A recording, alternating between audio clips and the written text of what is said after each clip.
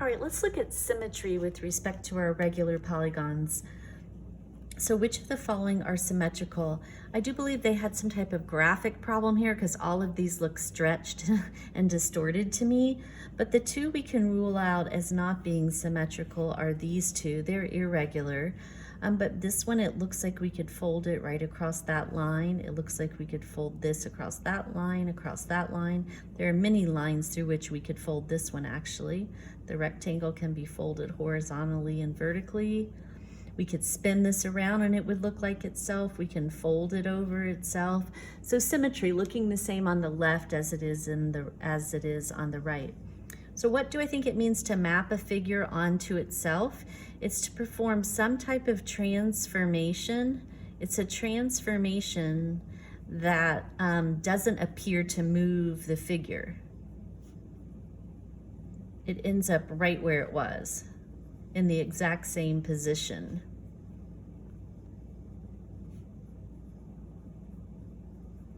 So if you map something onto itself, it ends up in its original location right where it was. So an example of that might be, maybe I have an equilateral triangle and I reflect, say, across this line. So the left side would fold over to the right side would fold over to the left, and if I didn't have my vertices labeled or anything, I wouldn't even have known that a transformation had happened. So it was right back where it started. Okay. All right, so consider the rectangle shown and identify the equation of the line that would map it onto itself after a reflection. So I'm not going to go through all the possibilities below necessarily, because I think you guys can picture there are two lines of symmetry with respect to a rectangle. And I do have a little rectangle here that I cut out to be roughly this same size and shape, okay? If we took this thing and we folded it, I'm gonna have a hard time picking these up, and we folded it right down the middle vertically, okay? There it is. If I folded it and I folded this side over to the left and this side over to the right, if you walked away and came back, you wouldn't even have known I had done anything. So that is a reflection line, and it's a vertical line. It's hitting the x-axis at -1. So x equals -1 is one of the equations that's going to map this onto itself. Can you see another one? Well, in a rectangle, it stands to reason that if I can fold it vertically, I should also be able to fold it horizontally, just right onto itself. If the top half comes down, the bottom half goes up, though the whole thing's getting reflected right back where it started. And that's happening right here along this horizontal line, and it's hitting the y-axis at -2.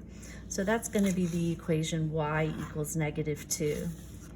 In a rectangle, and sometimes if you fold across the diagonal like this from corner to corner, you would be able to map it onto itself. But if I do that in a rectangle, so I'm carefully trying to fold this thing down here, there you go.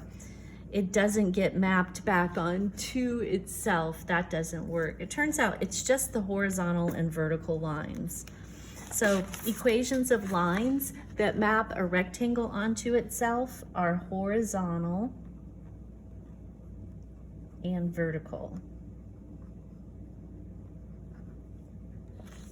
So let's look again. I can't stress enough the fact that most of these are going to be regular. So we're looking at a regular ingon, and we're trying to determine basically how many lines of symmetry is it going to have that carries the ingon onto itself.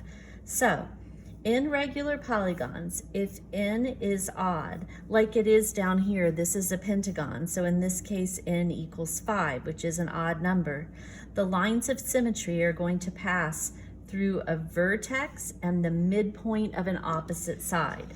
So here's what this means. This has 5 vertices. Each one of these happen to be a vertex.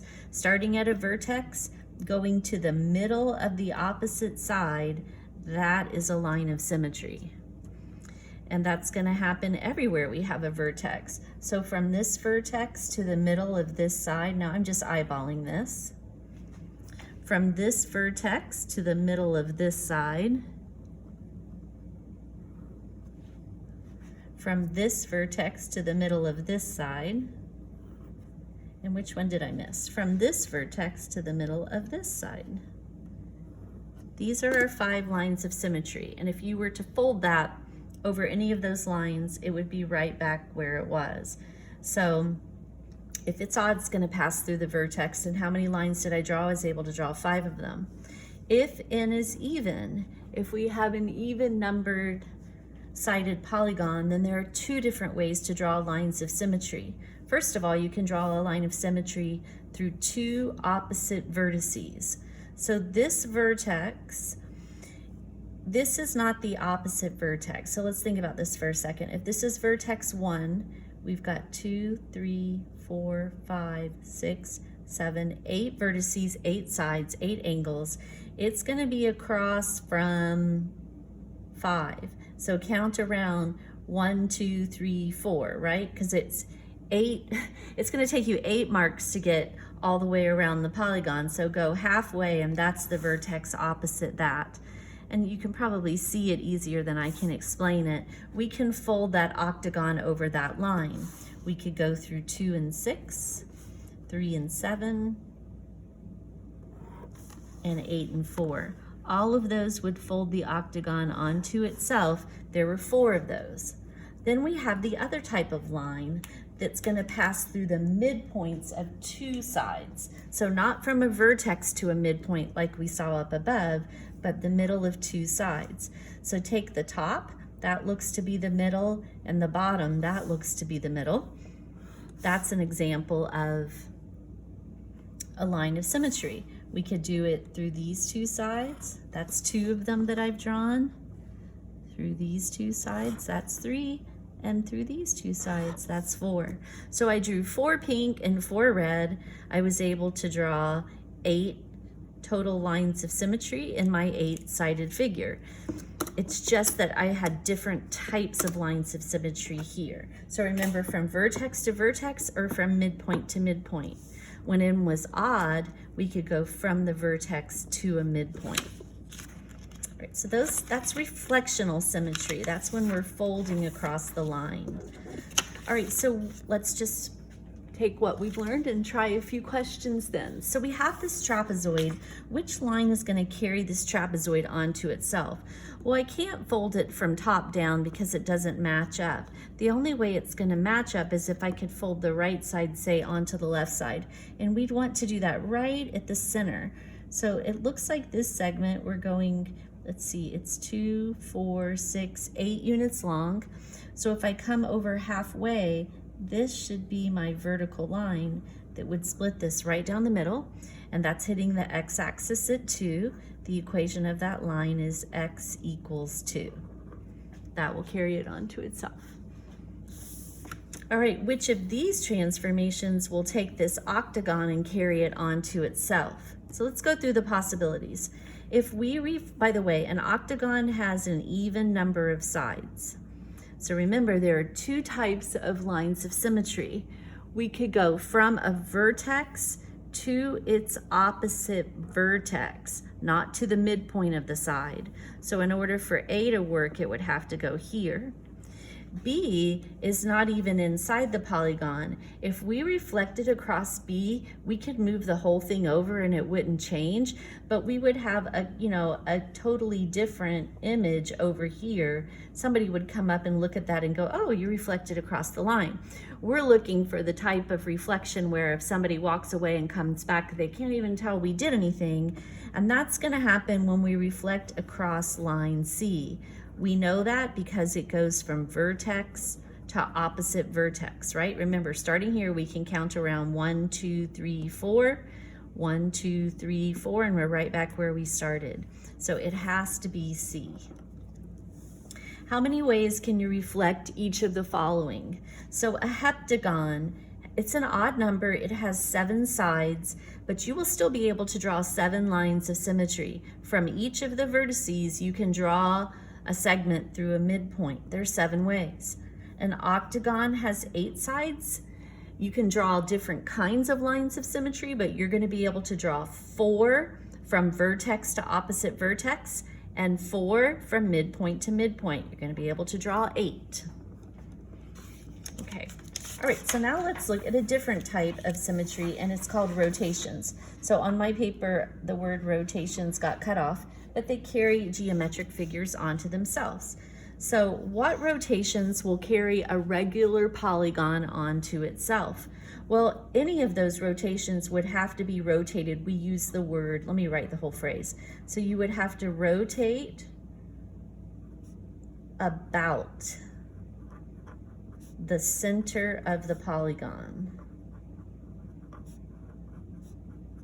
If you want it to end up right back where it started, you've got to be spinning it around the center point. Oh, that's the location here. What rotations will carry a regular polygon onto itself? Well, honestly, it depends how many sides it has, but that rotation needs to be, if n equals the number of sides, we'll get into this in a minute, it basically needs to be 360 divided by n number of degrees.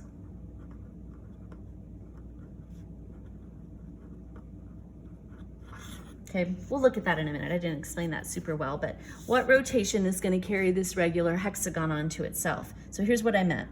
We're going to have to spin it about the center. And it just so happens I have a hexagon that I can spin.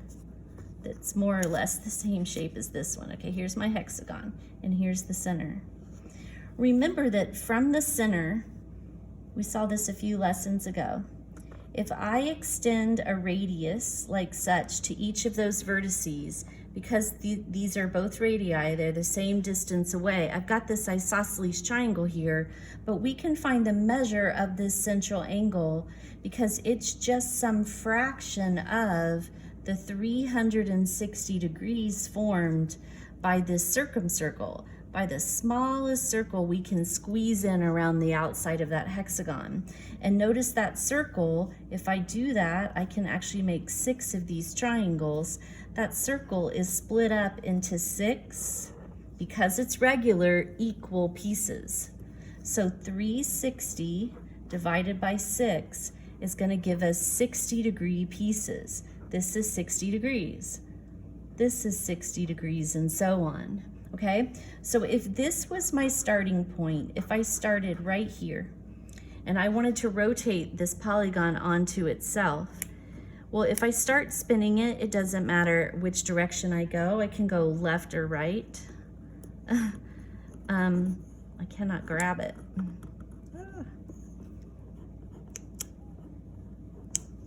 Okay. So if I take this polygon and I spin it, it doesn't lock in again until I've gone a 60-degree rotation. And if I rotate again, it locks in every 60 degrees. So let's decide that, oh, I think I want to spin it 180 degrees. So I'm going to go 60, 120, 180. And by the time I do that, it should be locked in again. And it turns out any multiple of 60 will lock this in again all the way up to a full 360 degree spin. So which rotation will carry it onto itself? A 60 degree, a 120, a 180, so I'm just adding 60, a 240, a 300, or a 360. And all of those are just multiples of 60, all the way up to 360. So here it is, rotating it an n-gon, any multiple of this is going to carry it onto itself.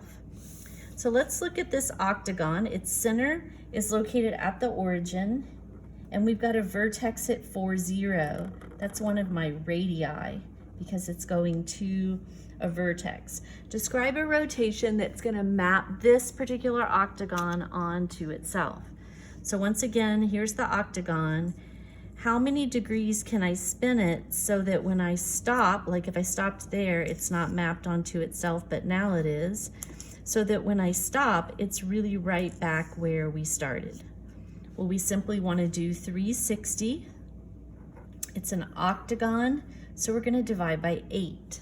360 divided by 8 is 45 degrees. So any rotation that's a multiple of 45 degrees will work. So you could say it doesn't matter if you go clockwise or counterclockwise. So we just won't indicate a direction, which remember means that we would be going counterclockwise. A 45, a 90, a 135, a 180, 225, I believe, 270, 315, and 360. Any one of those 8 rotations, and all I did was start with 45 and continue adding until I got up to 360, will perform the desired result. All right, so which rotations will carry this regular polygon onto itself? Well, because it's regular, we know all the sides are congruent and so are all the angles. And since the angles in a triangle add up to 360, these are all 60. But don't get caught up in that, because that is not what we're looking for. Remember that to rotate it, we're coming from the center of the polygon to a vertex and to a vertex. And I can do that to split it up into 3 triangles. And if we were to draw, ooh, this is a bad circle, but if we were to draw the circumcenter around that triangle, that circle was split up into 3 equal pieces. Remember, we have 3 sides. So we want to do 360 divided by 3, and we get 120 degrees. Each of these angles is 120. So if I rotate 120, or double that, 240, or triple that, 360, and now I can stop because I reached 360, I now have taken care of any of the 3 rotations that, if I take it and spin it, are gonna lock this triangle back onto itself. All right, what about a degree of rotation that maps these figures onto themselves, and what point would we be rotating about? Now, I don't think I actually drew one of these, but so what we need to do is find the center of this rectangle. Let me see how long it is, how each side is. 4, 6, 8, 10. So if I come up 1, 2, 3, 4, 5, that's the center of that side. And it is 2, 4, 6, 8, 10, 12, 14, 16 long. So 2, 4, 6, 8. This is the center of this side. So if I come in to where the centers meet, that is going to be my center of rotation. Now, this has 4 sides. And if we do 360 divided by 4, we get 90.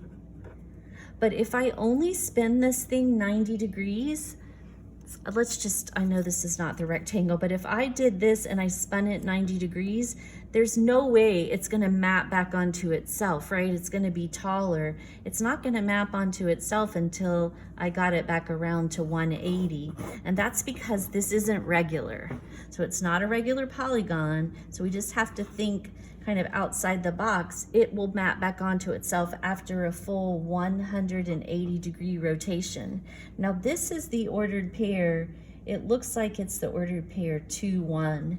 And it looks like this answer should work for both. So let's see, the ordered pair 2, 1. Is that the center of that rectangle? 2, 4, 6, 8, 10, 12, 14, 15.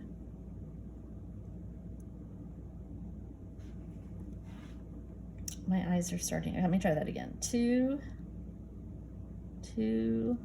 4, 6, 8, 10, 12, 14, 16. Okay, so 2, 4, 6, 8. Yes. 1, 2, 3, 4, 5. 1, 2, 3, 4, 5. Okay, sorry about that. All right, yes, indeed, that is the center. And the same thing's gonna happen. You'd have to do a complete 180 to get it back where it was. So both of them are rotated about the point 2, 1. Okay, which of the transformations will carry this triangle onto itself? So if we folded across line T, because this is the exact middle, that looks like that would work onto itself. What if we reflected across its base? Well, I don't know, any of the sides could be the base, but if this is the base, then that means that we're taking this triangle and folding the whole thing down here. It's gonna end up down here, not back onto itself, so that one doesn't work. All right, what about rotations? Well, I guess we're supposed to, oh, here we go. It's regular. And we just saw over here that when it's regular, when we have the equilateral triangle, it's only rotations of 120 degrees or multiples of that, 240 or a full 360, that would carry it back onto itself. So if we rotate it 40 degrees, no, 90 degrees, no, 120 degrees, there we go, that one should work. The only problem is, I really don't like this question. I'm sure they want us to check this, but it should say a rotation of 120 degrees clockwise about the center of the polygon. You need to know which point you're rotating it around, okay? So if we spin it around the center, it works. If I were to rotate it around this vertex, then the whole thing would be spinning out here and not mapping onto itself. But that one works. And likewise, 240, doesn't matter if we go clockwise or counterclockwise, as long as we say this again, about the center of the polygon, then I'm okay with that one. Okay.